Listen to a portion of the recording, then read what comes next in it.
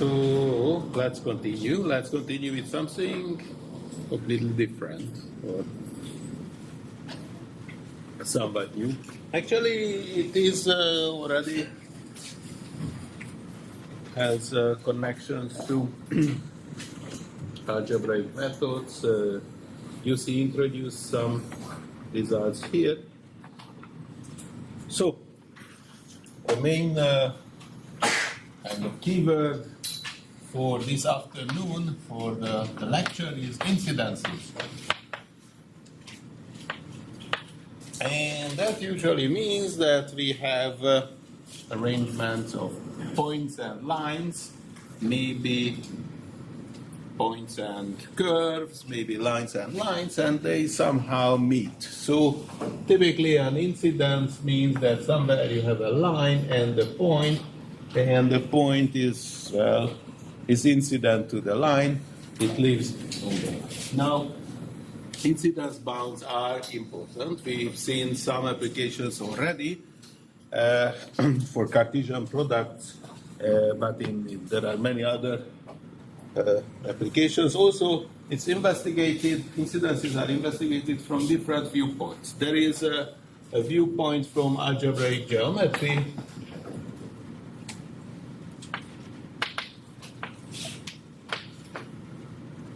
Then connections to topology, sometimes algebraic topology, and certainly we have the kind of combinatorial point of view that would be discrete geometry.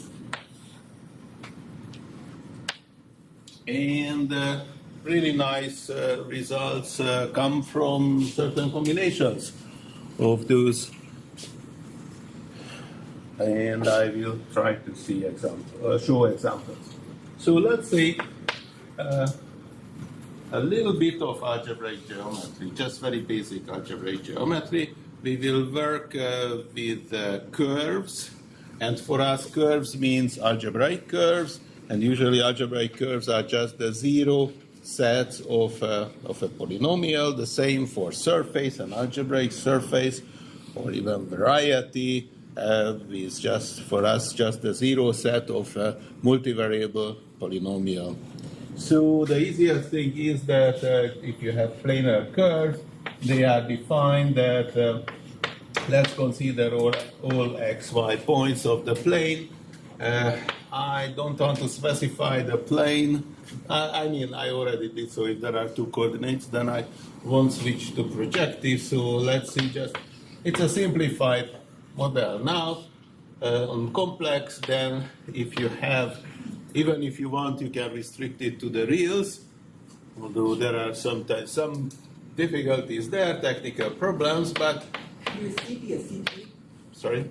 Will your C be a C2 because you have an ordered pair? Yes. So it's in C2. Right. And we are interested about the zero set here, and so this is the curve. And for us now, f is a polynomial of two variables, of course, of degree d, or d1. Say this is f, and there is also a g xy. So this is curve C1, and here is a C2 defined by a G2, the zero set of a G2, and the degree here is D2. And one tool I'm going to use just as an illustration at the very beginning is Bézout's theorem.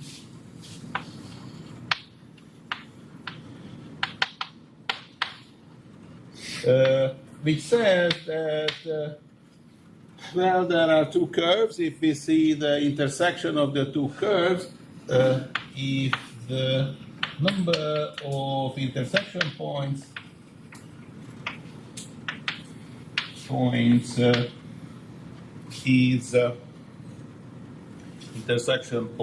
is more than D1 times D2, then F and G have a common component.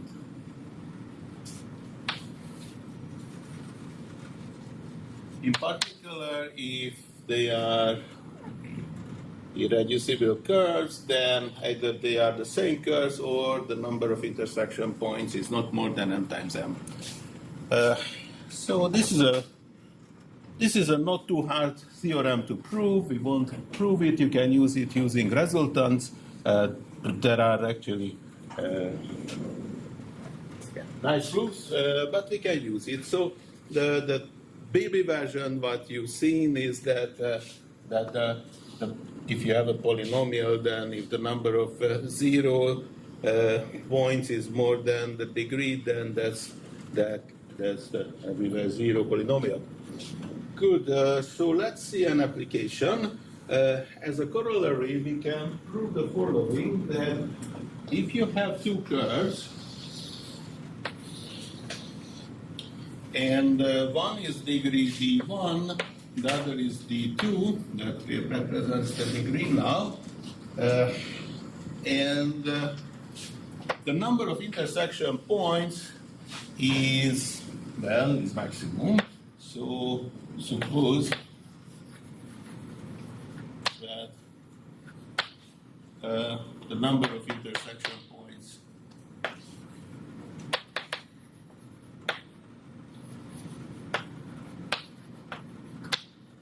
is as large as it gets, d1 times d2. Let me simplify because it's just an illustration. So let's just consider the case when d1 equals d2. It's a simplification, but for us, so this is just an illustration that incidences can be viewed from an algebraic viewpoint, and then later on we will see a kind of combinations of various things. But this is okay. Let's complete it. And there is a third curve which has degree d3. So there is another curve which has d3, and actually it intersects. So this is then just d. Yes, if they are all the same, let's just denote it by d. So and d3 goes through d times d3 points. So what does it mean? Here is this. We have three curves so far. There will be a fourth one. You have two curves of the same degree, and suppose that we have these square intersection points. And then the third curve, which has degree d3. So the number of intersection points with any of those curves is exactly, well, it's not more than d3 times d from the statement, but an accident happens here. It really goes through the intersection. So the d times d3 intersections are the same. Okay. Then there exists a fourth curve, as I promised, with degree d4. So then there is another curve. Sorry, so this third curve, which d times d3 points does it go through? So you have the intersection points, the d squared intersection points, and well, this is not a good notation, but what I meant is that out of those intersection points, you have the d times d3 intersections with this new curve. So this curve has d times d3 intersections with this intersection points with this curve, and also d times d3 intersections with that curve. But because it went through the intersection, those are the same.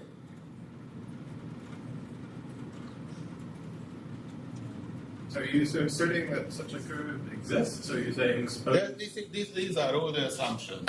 Okay. But now this is the conclusion, that there is another curve, this is the fourth one. I think it will be clear in a minute, but let me just write formally what's going on here. So there is another curve, degree D3, which kind of covering the remaining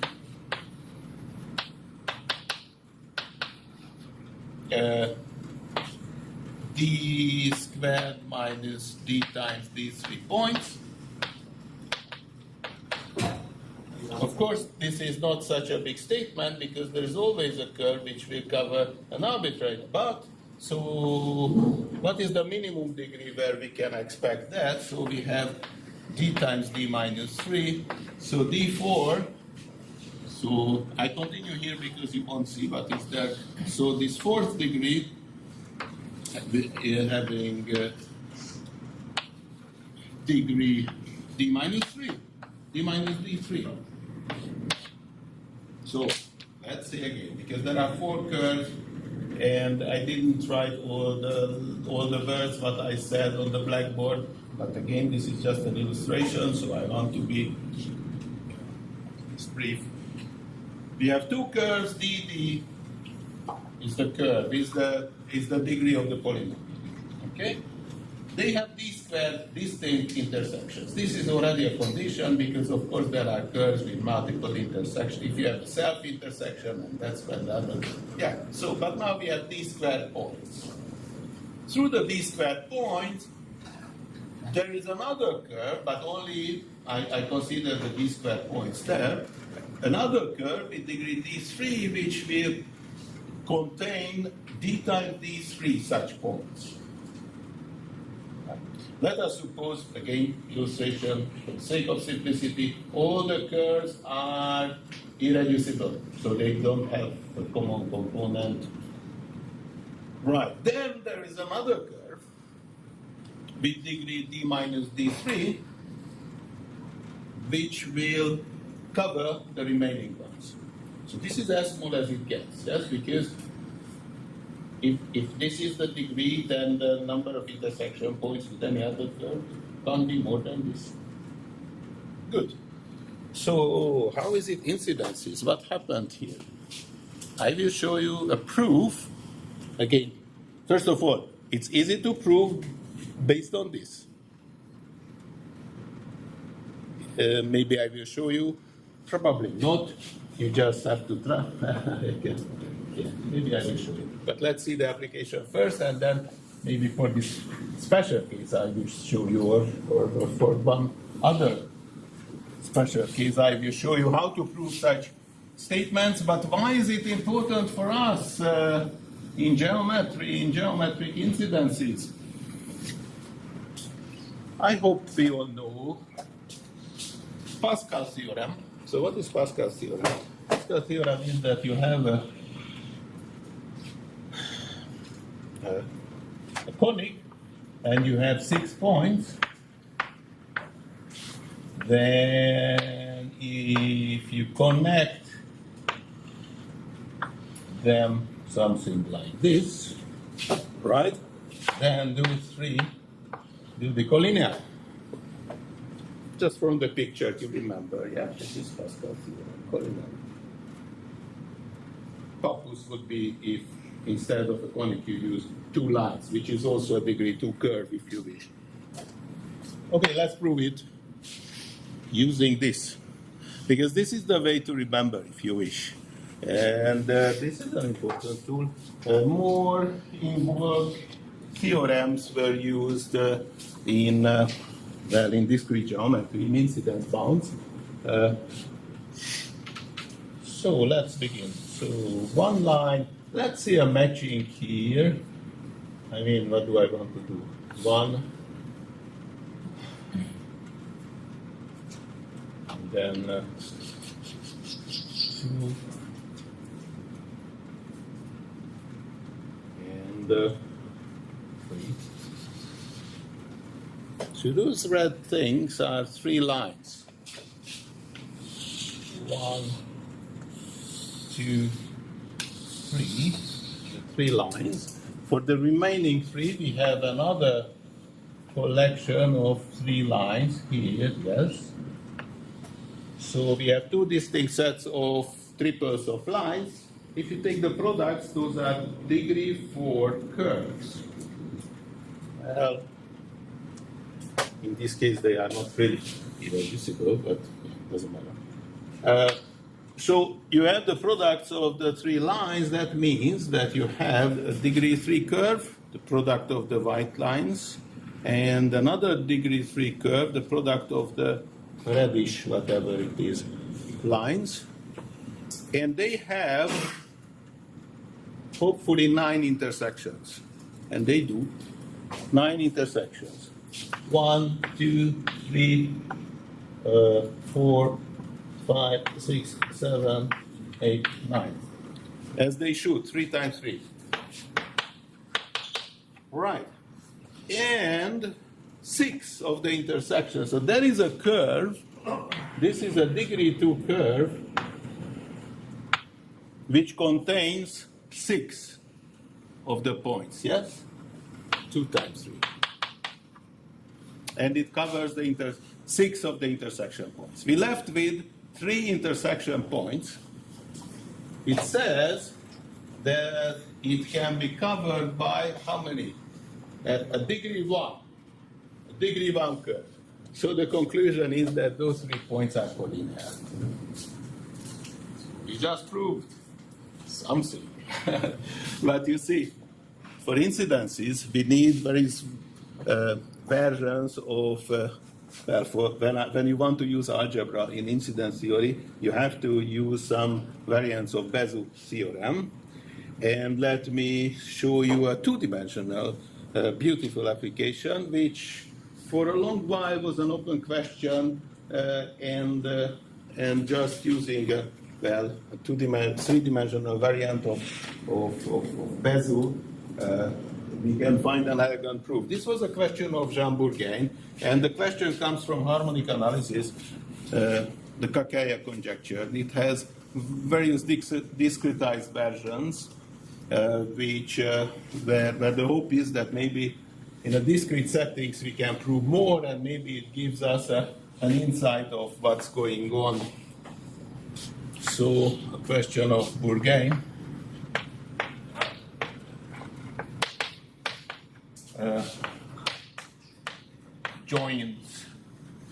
Joint conjecture, where joint is about a meeting point of 3 lines, or 3 or more lines. So this is a joint. In space, when you have at least 3 lines, so when you have a set of lines which span the whole 3 space, so they are not coplanar. Okay? This is a joint. So we are in 3 space now. We have an arrangement of lines. So L is a set of lines.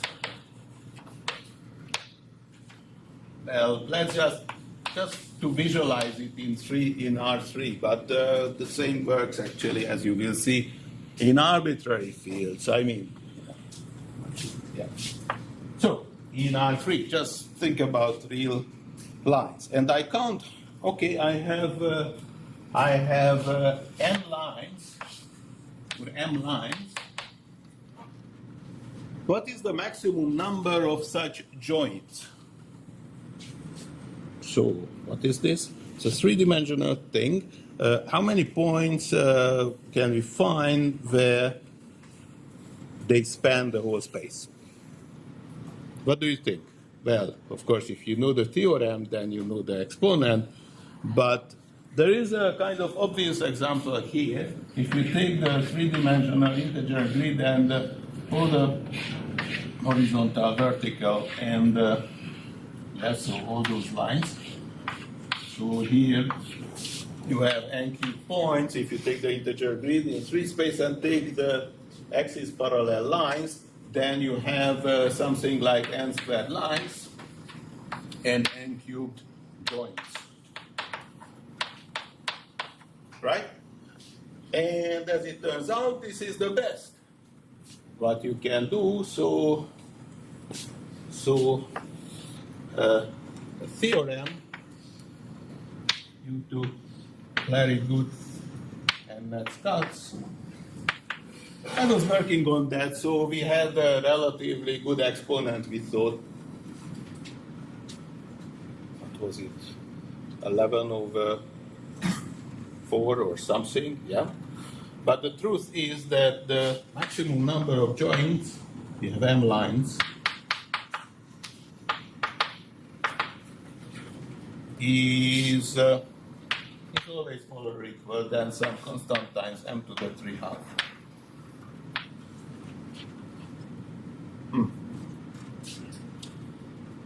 So this is pretty much the best you can do. How to prove it? Well, a little bit of algebra. What we are going to show now, so you have those lines, and if a line contributes to very few joints, then just throw it away. I don't care about such lines. It will still not affect. So prove by contradiction. If we prove it by contradiction, let us suppose that there are more than some big C times m to the 3/2 joints.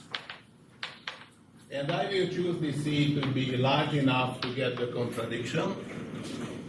So, as I said, let's ignore the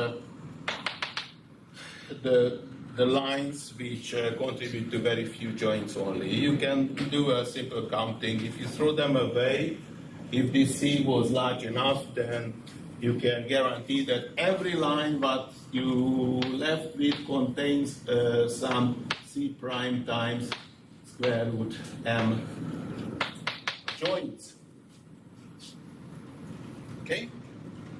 And here is a kind of two-line proof, but of course we have to argue a little more than that, find the minimum degree surface.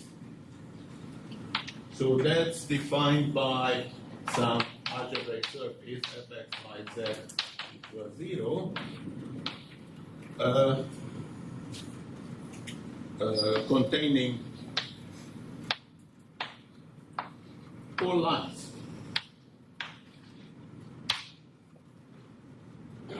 So, what do we have here? If you have a set of points, then you can ask that what is the smallest degree curve which will contain all the points in the plane. That's polynomial fitting. So if you have just magnitude, if you have n points in the plane, what is the degree of the curve? What is the minimum degree of the curve which will contain all the points? Well, about root n. Why? Because just think about it. You have this fxy equals 0. Fxy, how many terms are there? So if you write the polynomial in terms of the monomial, you have the coefficients, and the condition is that this point will be in the solution set. That's one linear equation. That's one linear equation. The unknowns are the coefficients. There are, well, about d choose 2 coefficients. So you have a quadratic number of coefficients of unknown, which you can choose. And you have homogeneous polynomials. So for sure, if the number of equations is less than the number of variables, then there is a solution. Okay, so that was for the points. How about lines? So this is a little bit harder, but just like the arithmetics, it's still easy, yes? I hope. You have m lines in space. What is the degree, the minimum degree polynomial, what you will find for sure? What is the question again? You have m lines in the space, and now you want to find an algebraic surface. The condition that one line will vanish on your surface means that if you do the substitution, so for the line, if you wish, you can write the parametric form that t at plus b and ct plus b. That's the kind of elementary approach. If you have this parametric form and you do the substitution, then this goes to x, this goes to y, this goes to z in this polynomial, then all the coefficients should be 0. So the condition that a line will vanish on the surface gives you how many?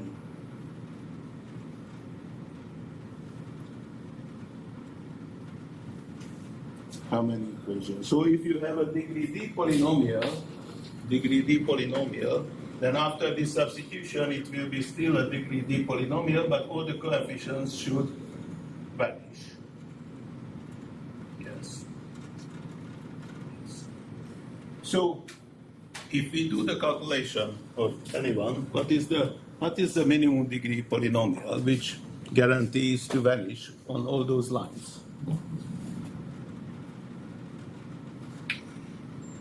What do you think?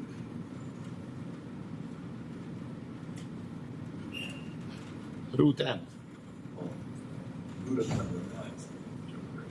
Root of the number of lines. Well, you can check the arithmetics. This is just playing. So, just please check. It's the same what we did with the points. How many? So the freedom. In order to guarantee that it vanishes on a line, that means that certain coefficients should satisfy equations, right? In the sense that it's a linear constraint on the, it's like adding an equation to the system of, it's a constraint on the coefficients? It's a constraint, so if you, in every time you have a linear equation on the coefficients, a homogeneous linear equation on the coefficients, every condition like this. It's slightly more involved when you do the same with curves. This is a kind of toy version. In every bounded degree algebraic curve, you could enforce such improvement, but here it's very easy to see. So the degree of the surface is so it's root m. I don't care about the exact constant here. But here we have an interesting situation that if we choose C prime on a way that the number of points here is more than the degree here, then what happens? Think about it. So now it's time to use the fact that we had a joint. You have this surface which contains all the lines, therefore all the joints, but in a joint you have a singularity. Yes? So the gradient is 0. That means that if you see the 1 degree smaller polynomial, which you get from the partial derivative of the right direction, that still contains all those points. Yes, the 0 set of the partial derivative still contains all those points. The gradients, well, it's a singularity of the surface, the gradient should be 0, yes? You have a surface and you have this spike there which forces the singularity. Okay, so then you have another polynomial which will contain all those points, but you have a line and you have a degree root m surface, and with more than root m intersection points, that means that this line actually lives inside the surface. If you have a line and the degree m or degree d surface, then you can't have more than d intersection points unless it lives inside. It's a Bezout type argument. But then we got a contradiction here, because there is a smaller degree surface which contains all the lines. So it's not possible. Here, the contradiction comes from the degree and how many points were there. So the number of points is not more than m to the 3. So this is still a toy version of a much stronger bound that's also due to Guth and Katz, when you count not only the points where where you have joined, but you want to count the number of points where two lines meet at all. Then there are some special cases when you might see many of them. If you ever heard about doubly ruled surface, then there you will find many lines, but those are the only exceptions. But that's much more involved. This is a toy version of what's happening there using algebra. And it's time to switch. Now let's see. We skipped topology. Let's skip to discrete geometry. Let's see a very elegant proof of Szemerédi-Trotter's theorem following Glatzi-Székely's approach. That's a very elegant approach. That's now discrete geometry. But you see here, so algebra, if you really go into the details, in particular if in higher dimension you want to find something, say something about incidences, then you have to use some more advanced algebra. The good news is that, as I said, this is an algebraic method, so it's robust enough that even over finite fields you can do that. And finding such line-line incidence bounds over finite fields had resulted in very nice theorems, including improvements on the sum product bound.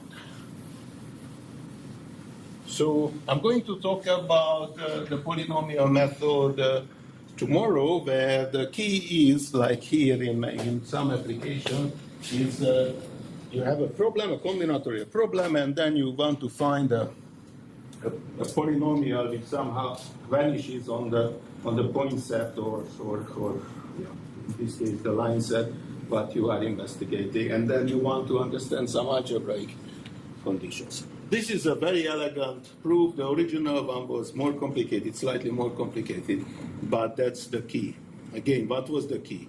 You want to say that there can't be too many joints, find a surface, a minimum surface which contains all the lines, and if there were too many joints, then that's a contradiction. I mean, if there were too many joints, that's a contradiction, because then there is always a smaller degree surface which will contain all the lines.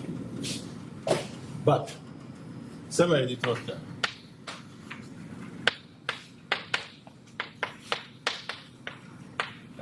We proved it actually over, well, when the point set was a Cartesian product. That was a simple double counting there. There is a way to prove Szemerédi-Trotter for general point set following that strategy, but here is for the reals, there is a very elegant proof following Glatzi-Székely.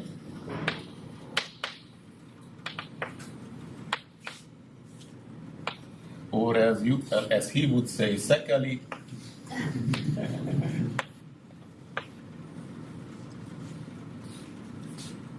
Which is based on, it's a little bit of topology, based on the so-called crossing lemma. So let's see first crossing lemma, or crossing inequality. I told you that many of the most useful results in mathematics have this lemma name instead of, maybe we can say theorem. The original form of this was proved by Newborn.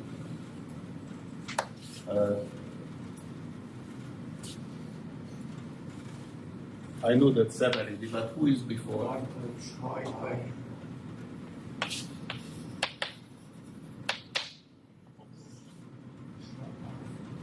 Quata. Okay, so the sequence doesn't matter. Quata.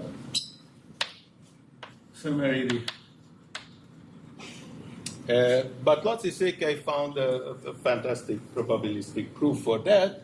Anyways, let's see the statement and maybe even the proof, or at least I want to indicate what is this nice idea in the proof. So if you have, now just see points on the plane, and it's just the real plane. No surprises here. And I have a geometric graph.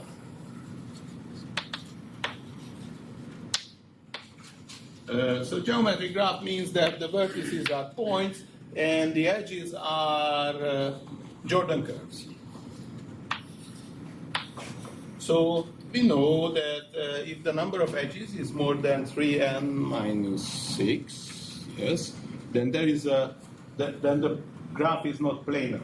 There is no planar representation of the graph. But let us suppose that the number of edges, so this is geometric graph, Gn on n vertices.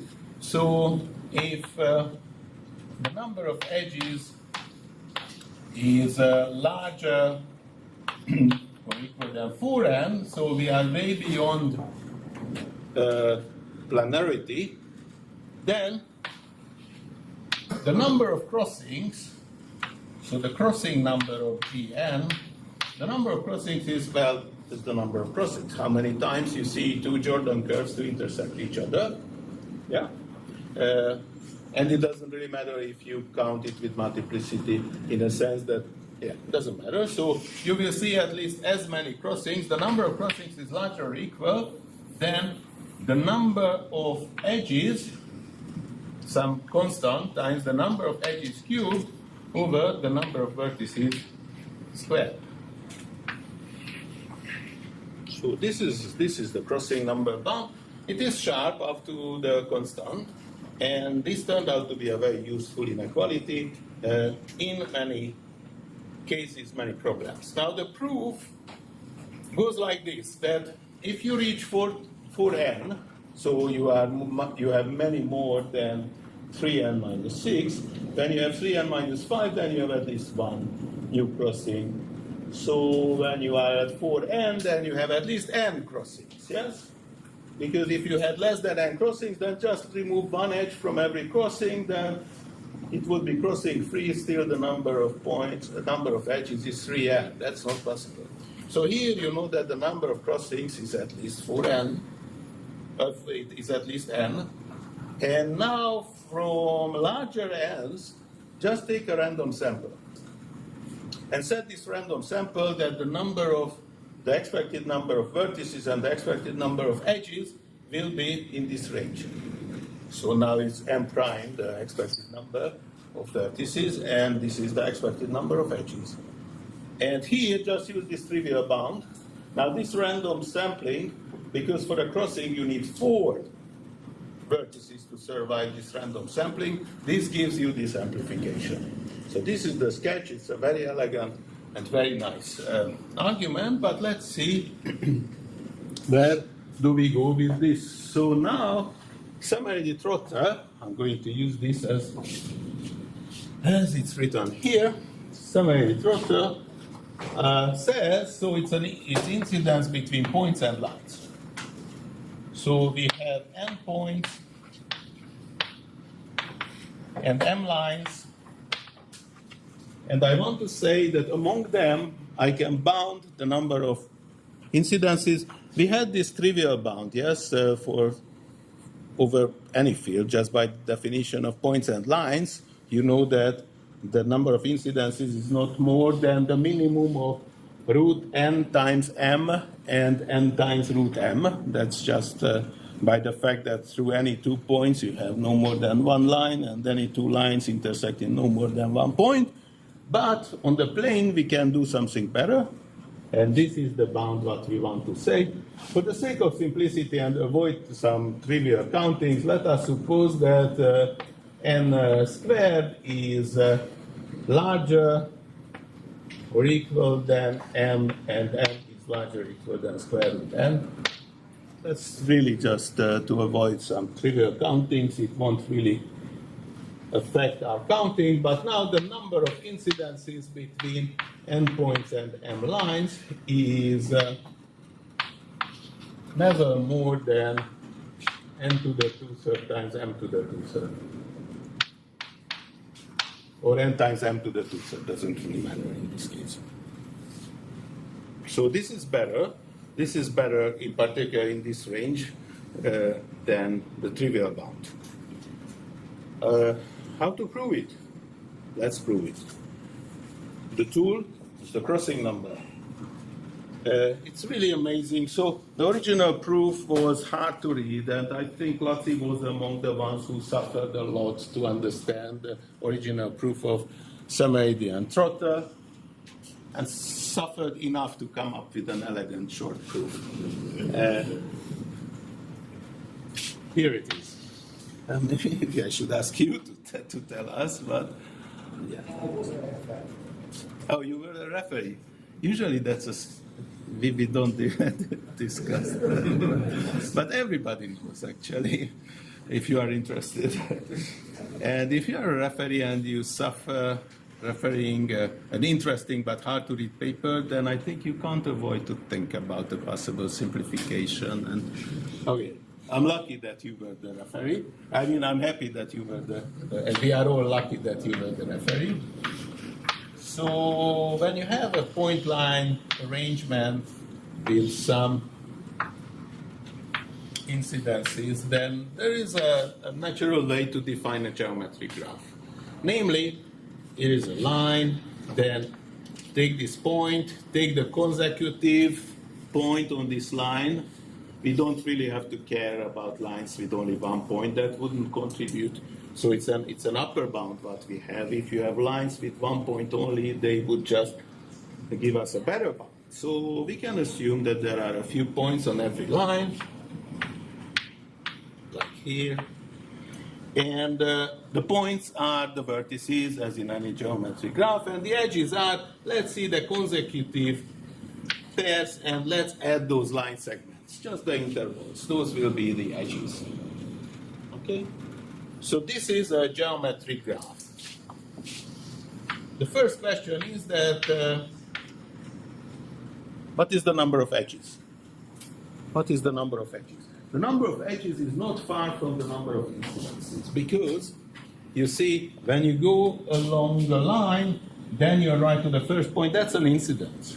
That's by definition the incidence. You go to the next point, that's an incidence again. And you didn't count the same incidence twice. Although the number of edges is one less here, but you can fix it if you wish in many ways. It makes no difference in our bound, so we can say that the number of incidences is about the number of edges. Here you have an error term, the number of lines. In every line, I missed one. But I don't write it here. It's in magnitude. It's not comparable. Right. So what else? Oh, if we have that many edges, then we have quite a few crossings, or crossings, whatever follows from the crossing lemma. So I have one side, and this is a typical application of the crossing lemma. From the number of edges, I will see that there are many crossings. I need an upper bound on the number of crossings. And it's based on this particular graph. This is a very special geometric graph. Do you see an upper bound on the crossing number? Sorry?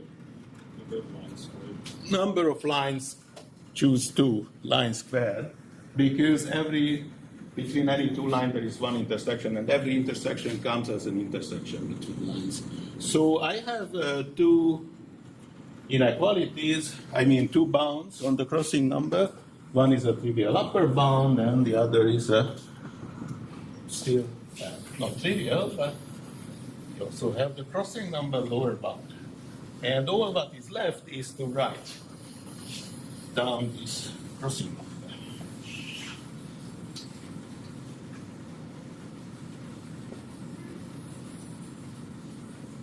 Okay? So you should help me. We have, so the crossing number, which is roughly the number of incidences, there is this universal constant, so I cubed over the number of points is n squared, and yes, that's the number of points. On the other hand, so this is the crossing. The crossing is at least that large. On the other hand, we know that the crossing can't be more than, I write m choose 2, which is of course, so m squared, because that's the upper bound on the number of crossings. And what is left is a rearrangement, and I don't think I have to complete this. That you see that n times m to the 2/3 is an upper bound on the number of incidences. So very elegant, very nice. What is even better here, that we didn't quite use the geometry of the lines. Well, we did use that the number of intersections. For any two, we don't have more than one intersecting, yes? But that's it. So this works for pseudo-lines, and pseudo-lines are continuous Jordan curves where I know that any two will intersect in 1 or in 0 points. You just repeat the same proof. That's it. So that gives a tool to prove to give bounds on some famous problems, and I will mention now one of those famous problems. There is this nice survey paper of Lotzi available on the website, where he lists some hard Erdős problems where this method gives an improvement, and I want to show you the one where this is the best known result. It's a very old conjecture of Erdős. For the other one, it used to be the best technique we used to give lower bounds on the so-called distinct distances problem, but it turned out that if you use advanced algebra, and in particular some kind of more advanced algebraic geometry, then you can, so that's what Larry Good and Matt Scott proved almost completely the distinct distances problem, but here is the Erdős unit distance problem.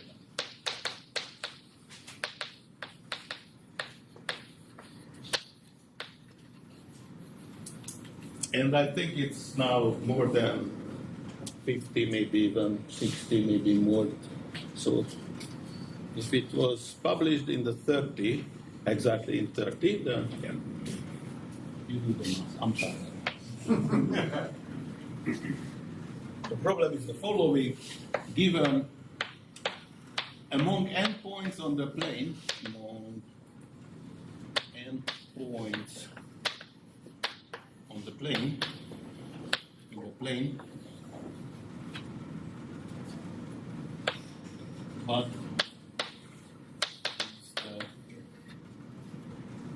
maximum number of point pairs at distance 1?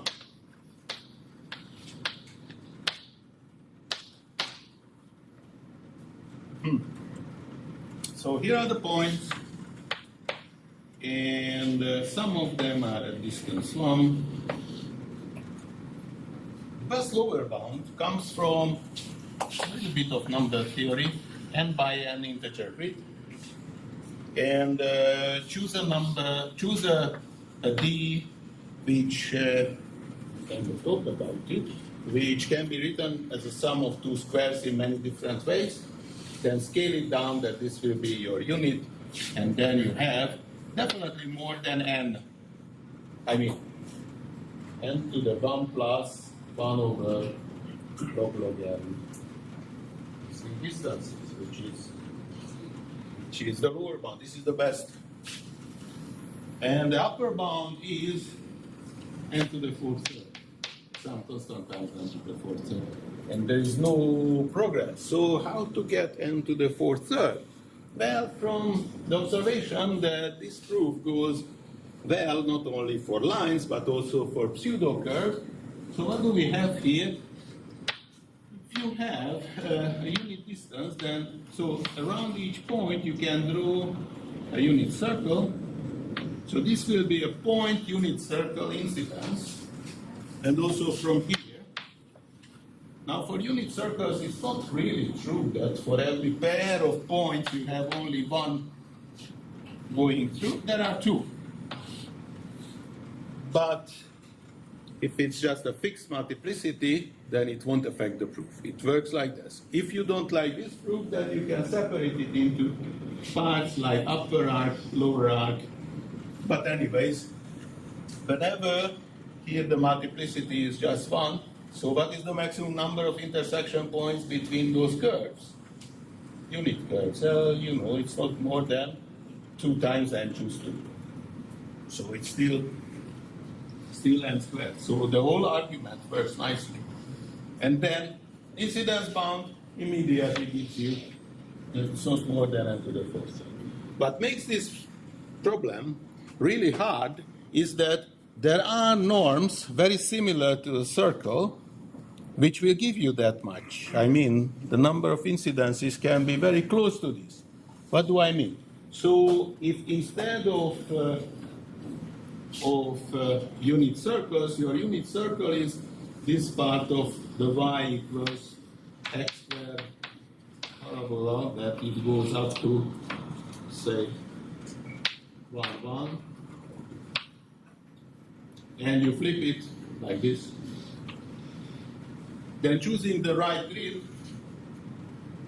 will give you, this is not quite a circle, I know it's not, but this can be your unit distance. If this is your unit distance, then this will define your distance. So then the number of unit distances can be as large. This unit distance is as 4 thirds. The hardness of the problem really comes now from the fact that this is a circle, and for circle you can't do, well, at least that's the conjecture, can't do anything like that.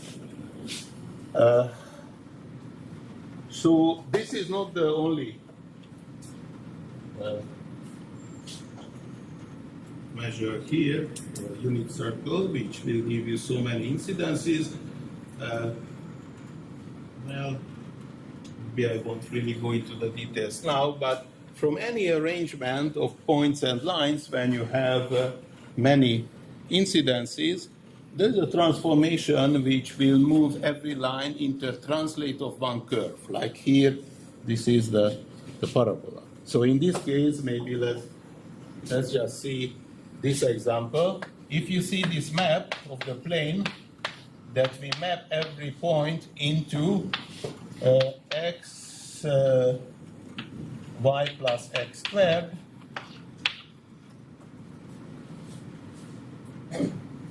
then from a line, from every line actually, you will get a translate of the y equals x squared parabola.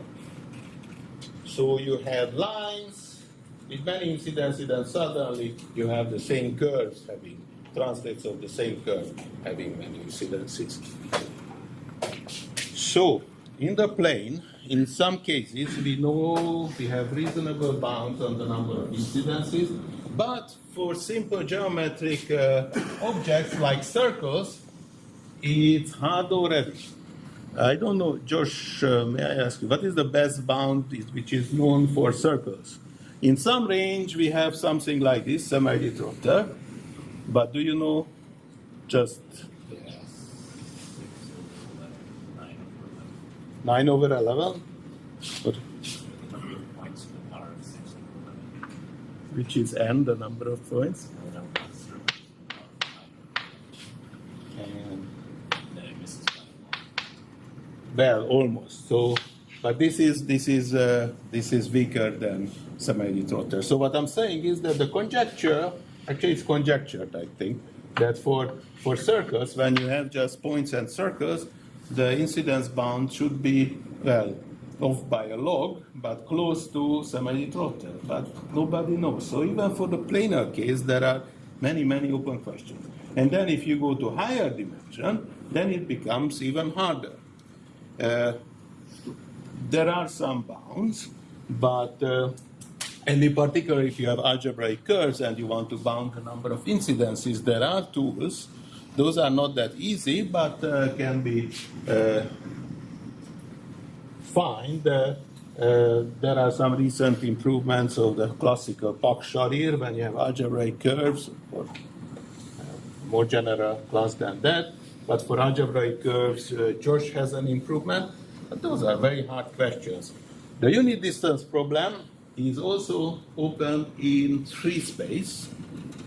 So it's not known, but it's the best bound. Again, the conjecture is that the integer grid gives you the best bound.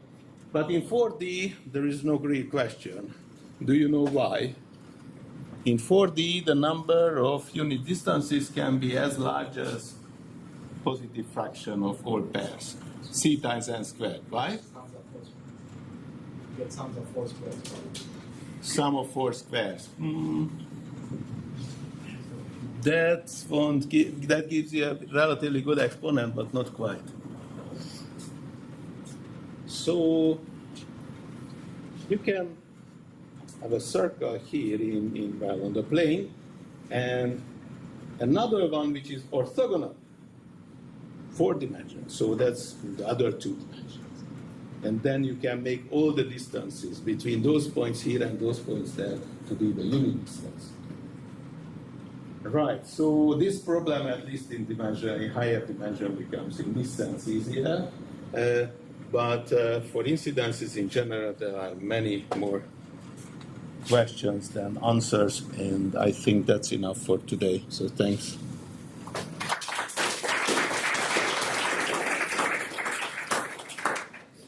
Questions? Yes? The answer is probably no, but if you replace parabolas with hyperbolas, are there examples like this? No. The answer is no. For hyperbolas, I expected something like for circles. So using a little bit more advanced algebra, you can actually characterize the transformations which will move every line to a translate of the same curve. That's an unpublished result. And the hyperbola is not. But if you like to play with such things, the log curve, for example, is another one where you can do the same trick, similar to what you did with parabolas. Yes? Can you explain again what those parameters show? So the curve is here, and you want me to show how to. So then you take a grid, so you place it into an integer grid, where here the raster is like, if you have n points, is I over n, typical coordinate, and here I have n squared points, and here the typical raster is j over n squared. And maybe I write it twice as large. So now this one has n points on it from the grid, and if you see any translate, you have that many points. It's translating. This I first saw such thing from Pavel Pudlak, and I knew that there was a presentation by Pavel Walter who did this. But as I said, there is a family that you can do this translation. So actually what you see here is a point line arrangement under this funny transformation. Again, just think about it. If there is a transformation which will move every line into the translates of one given nice curve, then that gives you an example like this. Because you begin with a semi-disruptor with a grid or whatever arrangement you have, you apply this transformation, and that will be your unit distance part of this curve.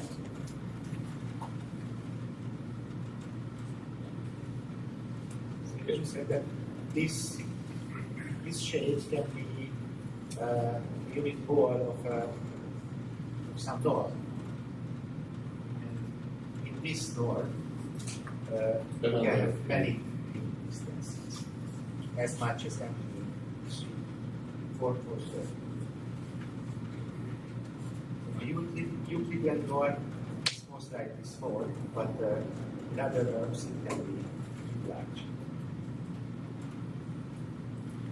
It's a question of yours. Right. Soon we are going to discuss problems, kind of homework problems. I don't know if you had time to work on that, but I heard that you will get a beer on the party afterwards only if you present at least one solution. Good. So we have 30 minutes. Relax. 1, 2, 3.